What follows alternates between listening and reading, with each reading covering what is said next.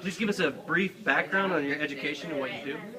I actually went and studied neuroscience when I was in my undergraduate, and it was one of the first neuroscience programs, undergraduate neuroscience programs in the country, actually at Brown University. But then I actually took off and worked for a college that had study abroad programs, and spent most of my 20s actually, traveling overseas to set up like education programs in foreign countries. So I really enjoyed that kind of cross-cultural work, actually. So, and then I decided at a certain point to get back into to neuroscience, and I went to Oregon Health and Science University up on the hill, and went to the Department of Behavioral Neuroscience and got my doctorate studying cognitive effects of nicotine, actually in non-smokers.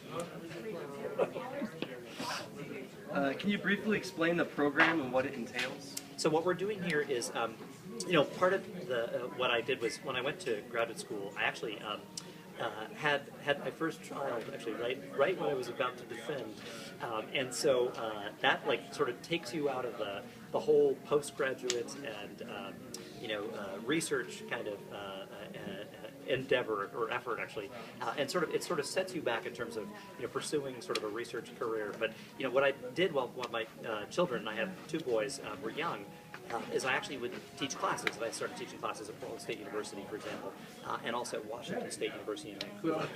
But I never really, I ended up at a certain point, teaching 5 or 6 classes every term. My kids are now teenagers, but nobody ever really offered me like a full-time job. So I had suddenly started to say, wait a minute, what I should do is I should start to kind of leverage these sorts of connections, because there's a lot of terrific resources in the Portland, Vancouver area, and I had kids in the public schools, and there's a lot of need and a lot of desire to actually bring in kind of cutting edge sort of science education and information about if you're interested in science, where you can go with that actually into the Portland Public Schools. So I got students from Oregon Health and Science University actually first to come down to Portland State University and to Washington State University in Vancouver and get some teaching experience actually in classes, in advanced neurophysiological psych classes, where I had prepared the undergraduates well to really understand what they were going to be discussing.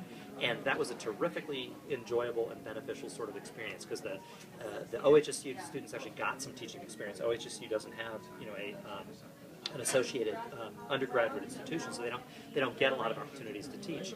While the PSU students and the WSU students really got a lot of their questions answered about what does a graduate student do? Where do they go? Where do you go next? What's federally funded kind of research look like? How do I pursue and get to where I want to go? And they really enjoyed that collaboration so much that they wanted to take it further. So last summer we actually made a partnership with the Schools Uniting Neighborhoods, or SUN programs in Multnomah County, and a particular program that was based at Sabin, K-8 in Northeast Portland. And so they had a summer program which was free, actually for kids on free and reduced lunch, and they had a lot of kids on free and reduced lunch who were participating, and we brought graduate students and undergraduates into the classroom for a 4-week course basically on the brain and behavior. And this was it was relatively informal, but we would meet together at a coffee shop and we would devise what we wanted to convey, what sort of basic ideas we were trying to convey, and then also activities that would engage the students and get them really excited about science and about understanding their brains. And we actually involved a parent who was at Sabin, actually, who was an artist, a guy named Jeff Leake, and he devised a lot of different art activities that really were extraordinarily successful with the kids.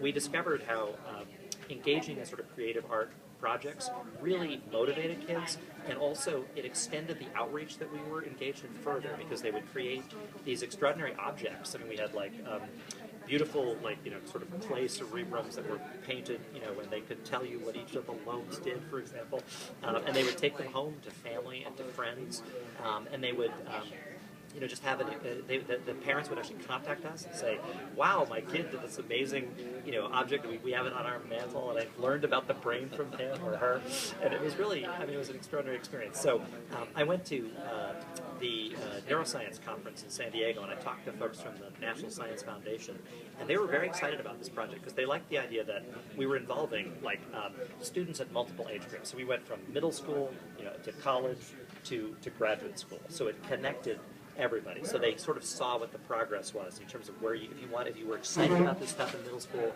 you could pursue your interests all the way up, to the graduate level, and then beyond. And so we also they liked the art component a great deal because they really did like the idea that you were involving not just sort of, it wasn't just a sort of STEM outreach, but there's what's now becoming sort of popular in terms of attracting potentially federal funds is this whole idea of STEAM, adding art into science, technology, engineering, and mathematics.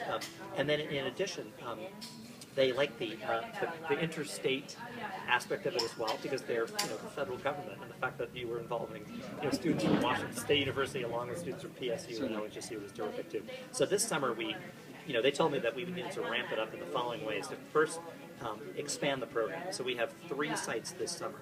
Actually, we have Saban again, Jason Lee Middle School, and also Madison High School. We have entering freshmen at Madison participating, 80 students there. We also, they said you needed to attract some sort of grant support to show that it has support from other sources. And so I applied for a grant from the American Psychological Association, and I got the grant. So we have $5,000 to spend on site coordinators and supplies and things like that. Actually, that worked out really, really well. And then the third thing was to also gather data from the next summer experience.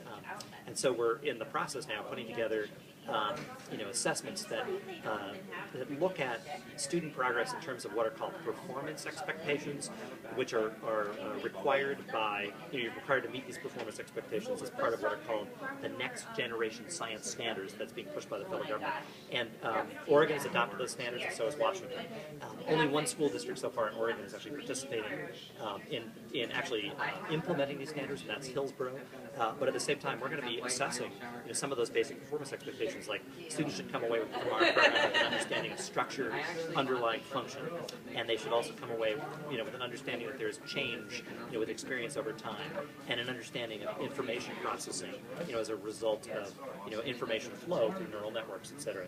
So they're going to get all of that out of our program. And so this year we have participating students from graduate students from OHSU and WSU. We have undergraduates from WSU, PSU, and we also have Masters of Arts students participating from the Pacific Northwest College of Art, who are helping us to devise art activities that can convey a lot of this information. And we're going to be at those 3 sites this summer. Fantastic. Why would you say that this program is so exciting for you to be a part of?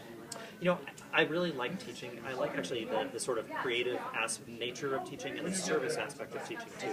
I think there's something particularly about like middle schoolers who are so excited, about some of the stuff that you convey, and then like amazed at understanding, that there are specific networks in your brain, in their brains actually, that are, responding to this information, channeling it, in particular ways, and then, linking it up to certain sorts of behavioral responses that are, become more and more adaptive as they get older. And so, I like also the kind of creative ferment that results from people at multiple levels, actually, in terms of their understanding of the brain and behavior, sort of getting together and trying to figure out what is the core idea that you're trying to convey, that sort of explains what's going on, actually, and then how do you, make it accessible, to everybody at every age. And I like, that if you can, I always say that if you get in front of a classroom of middle schoolers and explain, something about the brain, you can do anything. So yeah, so it's great. It's great fun and very exciting to do this kind of work. What would you say you enjoy most about the program? So I think it's actually the actual. So far I like it all. I like the preparation work that we've been doing. Actually, we've been getting together and bouncing off ideas and coming up with great activities. But the implementation it's a whole new level. I mean, you kind of are in that classroom. There's a certain energy there. The kids are kind of expecting something, and then we put the effort in this year to really sort of deliver. I mean, one of the programs has already started at Saban, for example, and the other day we did our sheep brain dissections, and they were on it. I mean, they were really excited to be cutting, into like a brain. But then, also they were looking for particular structures at this point. We've gotten to the point where they're like, so where is the hippocampus? What does it look like in a sheep? How do you get to it? We followed the visual system, and they saw really quite dramatically, like the optic nerves and the optic chiasm, and the optic tracts. We even cut, through part of the brain to look at the optic radiation. I mean, they really have a pretty clear understanding now of structure and function, and it really grabbed their attention. I think they know quite a bit about the brain. It's fantastic. How do you feel this impacts the students in regards to furthering their own education in science? For the middle schoolers and the entering, kind of high schoolers, I think it's a pretty make or break period in terms of like their interest in science. I mean, I think like a lot of kids are kind of turned off by it. If it's boring or something, or it doesn't involve like those kinds of activities. If it's not presented in a kind of a dynamic manner, actually. So I think this is a really good time to catch them, and actually I think sometimes it's kind of like their teachers here, and then they're here, but here you actually have undergraduates and you have graduate students who are actively engaged in the study of this material, and they've already spent time with each other, so graduates and undergraduates, so they have they're all up on what's currently exciting in research, what people are currently looking at and engaged in, and I think they convey that excitement very well to the middle schoolers and high schoolers. Yeah, they're more fresh in their minds. More fresh in their minds. It's right. It's right in their minds. Yeah, actually. So the students, I think, respond very positively to that. I think it'll boost, interest in science. I think support for science. I think it's all good. My final question is, what's your ideal outcome for this program? What we'd like to do, what we told the granting agency is, we'd like to, the American Psychological Society is like, we'd like to actually try to, gather this data and then present this data. We're going to be at the Society for Neuroscience Conference again in November this fall.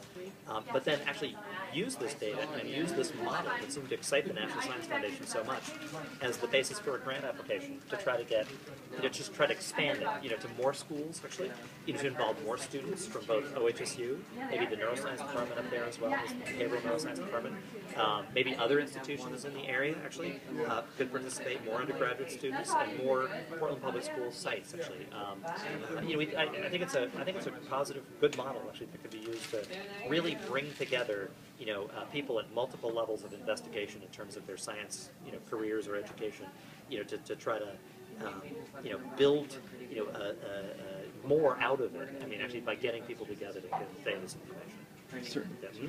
Scientists of tomorrow. Yeah, there you go. All right, well, that's all I got for you. Well, thank you. Okay, Thank I hope you that for was your time. helpful. Appreciate it. Yeah, absolutely. Cheers.